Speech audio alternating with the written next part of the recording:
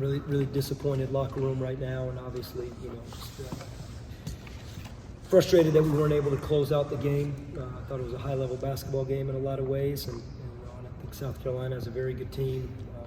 Their players, their coaching staff. I think they're a really good basketball team, and I think they're going to have a great season. And just disappointed that we couldn't find a way to. I thought we put ourselves in position to have a chance, and we were not able to do the things down the stretch to complete the game.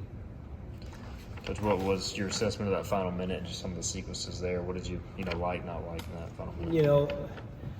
Obviously, I think it goes back to, I think the biggest shot of the game was Michi's three when they were down 3. I think under 4 minutes we had a 3-point lead at one point. And I think that was a big shot. That was a huge shot when he hit that 3. It was only 3 of the game. He's been playing as good as any guard in the country. And I thought that gave them a sense of confidence, because then B.J. Mack hits a huge 3. I'm going to keep getting the ball to Ezra, R.J., Brandon, and Bobby in those situations. And we were having success playing through the high pick and roll with Ezra and Bobby. We were having success with it, so we went back to it. We went to some of our post-isolation stuff for both Ezra and R.J. We had some success. I mean, at the end of the day, a couple shots don't go in, a couple turnovers happen. Ezra's gathering and the ball goes out of bounds. This is the game of basketball. It's going to come down to a possession or two. We knew that all week. We talked about it before the game. We talked about it at halftime. This is going to come down to a possession game. And, give South Carolina credit. They made the plays down the stretch. They made the shots, and we didn't. You mentioned it coming down to that possession game. You guys, right after halftime, got it to that point. I think it was the first 3-4 minutes you're tied, and it was like that the whole game. What was the message just to get to that point and be able to play that? Yeah, going through, again, Ezra gets, it feels like forever ago, but Ezra picks up 2 fouls in the first 5 minutes of the game, or 6 minutes. So we're playing without him in the first half, and we're down 7 at halftime. And we came in and we talked about where they were scoring and what we had to fix. And we talked about where we were struggling on offense and what we had to fix. And I thought we came out, we got to stop the first possession. And the game quickly became a possession game. And I think, again, we went up 3, so there was a 10-point swing in there somewhere between being down 7 at the half to up 3. I believe 3 was probably our biggest lead in the second half. Yeah, it was.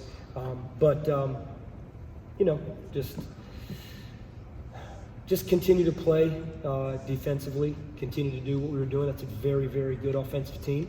And, everything had worked pretty well containing B.J. Mack from behind the 3-point line. He got his driving the ball at the free throw line in the paint. He's a heck of a player. And he hits a huge 3. He hits an absolute monster 3, from the top of the key.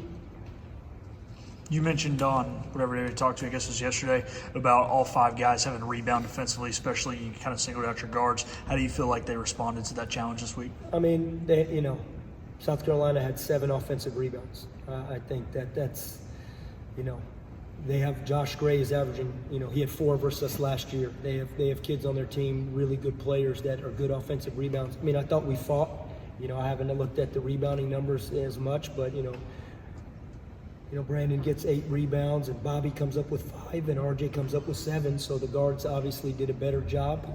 I think Ezra is going to say, but Ezra plays 24 minutes because of foul trouble. We would love to have had Ezra for 33 or 34 minutes. Obviously, we were not a team that played a lot of guys today. Our bench wasn't very deep, just what the game called for. So not having Ezra out there for an extra 10 minutes makes a huge impact, I think, on his ability to go from 4 rebounds, maybe to 7, 8, 9, maybe get a couple more offensive rebounds. But that's the game. Foul trouble is going to dictate what we got to do. And I thought he did a great job of getting fouled, as he always does. He got fouled 6 times. And we tried to go at B.J. Mack to see if we could, get him in foul trouble, because he's a key to their team. But I thought our guys rebounded, but you need to be better to win this kind of game. How do you keep Ezra from getting those? Because they're kind of cheap ticky-tack fouls, like early in the game. How do you keep him from, maybe reaching in there and picking up those? Yeah, I promise you we work on it all the time, and he knows. And, he knows it's sometimes just his athletic nature, and he's got quick hands and quick feet, and he'll just see the ball, and he puts his hands down, and you put your hand down there, and you're in a place where the referee sees something and sees a little contact. You're going to put it on. You're going to put it in, in their hands. And where I thought he had an opportunity in the second half to pick up his third foul. It was on the baseline, and he kept his hands back. He did a great job, really, really good job. And we work on it.